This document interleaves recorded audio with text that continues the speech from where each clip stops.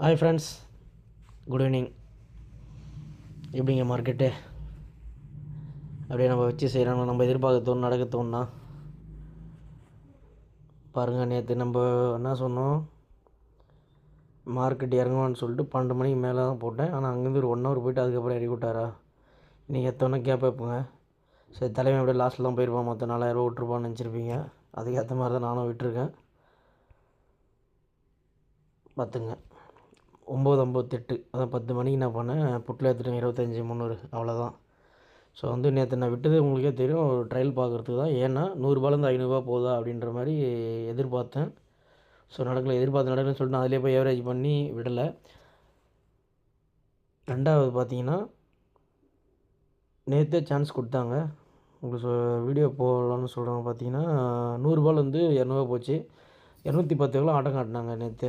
210 கிட்டத்தட்ட ஒரு 2.25 சான்ஸ் இருந்தது. ஸோ நாளைக்கு எப்படியும் ட்ரம்ப்பு வேலையை காட்டுவார், அதுக்கேற்ற மாதிரி புட்டில் தான் போகும். ஏன்னா டாவோஸ் கமெண்ட்ஸ்லாம் இருக்குது. ஏன்னா மார்க்கெட் பார்த்தீங்கன்னா இப்போ நம்ம அனலிசிஸ் பண்ணுறதுக்கு ஏற்ற மாதிரி நடக்கும்னு நினச்சோம். ஆனால் ட்ரம்ப்பால் கொஞ்சம் மாறுது, வேறு ஒன்றும் இல்லை. ஸோ நான் 25,000 வந்தவொடனே கால் தான் போயிருப்பேன். இன்னும் நார்மல் கண்டிஷனில் இருந்திருந்தா, ஜியோ பொலிட்டிக்கல் டென்ஷன் இல்லாமல் இருந்தால் அந்த நான் சொன்ன மாதிரி கால் தான் எடுத்திருப்பேன். ஏன்னா உங்களுக்கே தெரியும், நான் பார்த்தீங்கன்னா மார்க்கெட் நல்ல ஒரு ஃபாலோ ஆச்சுன்னா 2000 பாயிண்ட் 1500 பாயிண்ட் போச்சுன்னா கன்ஃபார்மாக நீங்கள் 2 வாரம் தள்ளி கால் எடுக்கலாம். ஏன்னா கொஞ்சமாச்சு அப் மூமெண்ட் கொடுப்பான். ஸோ பாருங்கள், 150லேருந்து 100லேருந்து 200 போய் ஆட்டம் காட்டிட்டு இன்றைக்கி காலையிலே பாருங்கள், ஆரம்பிக்கும் போதே பார்த்தீங்கன்னா 30 ரூபா 25 தான் ஆரம்பித்தான். 4000 லாஸ் போயிடுச்சு. ஆனால் பாயிண்ட் பார்த்தீங்கன்னா கேப் அப்பு, நல்ல ஒரு கேப் அப்பு. 100 பாயிண்ட்டுக்கு மேலே கிட்டத்தட்ட 200 பாயிண்ட்டுக்கு 400 போயிடுச்சுங்க. ஓகே, இதுக்கப்புறம் நம்ம வேலையை காட்ட வேண்டியதாக. கரடி வந்துடுவார் எப்பவுமே.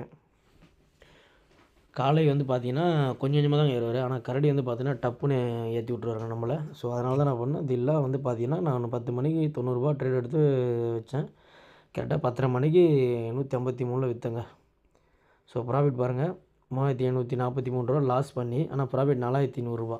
ஸோ நம்ம கொஞ்சம் பொறுமை காத்தா யோசித்து பாருங்கள். நேற்று நான் ட்ரேடு ஒரு அரை மணி நேரம் லேட்டாக எடுத்தாலும் நேற்றே 1000 ப்ராஃபிட் வந்திருக்கும். இல்லை இன்றைக்கி பாருங்கள் 4000. நேற்று நம்ம ட்ரேட் எடுக்கலாம் கூட 4000 என்னுடைய கேபிட்டல் 15,000 ஆகிருக்கும். ஆனால் பாருங்கள் 11,000ங்க. நேற்று தான் 10,000 பற்றி பேசியிருந்தோம். 11,000 ஆல்ரெடி 700 ப்ராஃபிட்டில் இருந்தேன். இது இப்போ 300. ஸோ இந்த வாரத்தில் நான் பண்ணது பார்த்தீங்கன்னா 3 நாள் ட்ரேடு தான். ஒரு 400, ஒரு 300, இதை இப்போ ஒரு 394. டேக்ஸ் போக ஒரு 300 வந்துடுங்க. ஏன்னா இன்றைக்கி 3 ட்ரேடு கணக்கு. ஸோ டேக்ஸ் போக வந்துடும். இவ்வளோ தாங்க. பொறுமையாக காத்தனா நம்மளுக்கு நல்ல பலன் இருக்குது. கொஞ்சம் கொஞ்சமாக பொறுமை காத்தீங்க, உங்கள் அனாலிசிஸில் உங்கள் ப்ராசஸில் கரெக்டாக இருந்தனா மார்க்கெட் தட்டி தூக்குங்க. நான் லாஸ் ஆகிடுச்சின்னு சொல்லிட்டு நேற்று படபடப்பாக அவ்வளோ ஏவரேஜ் பண்ணல. பொறுமையாக வெயிட் பண்ணேன், இன்றைக்கி தட்டி தூக்கிட்டுங்க.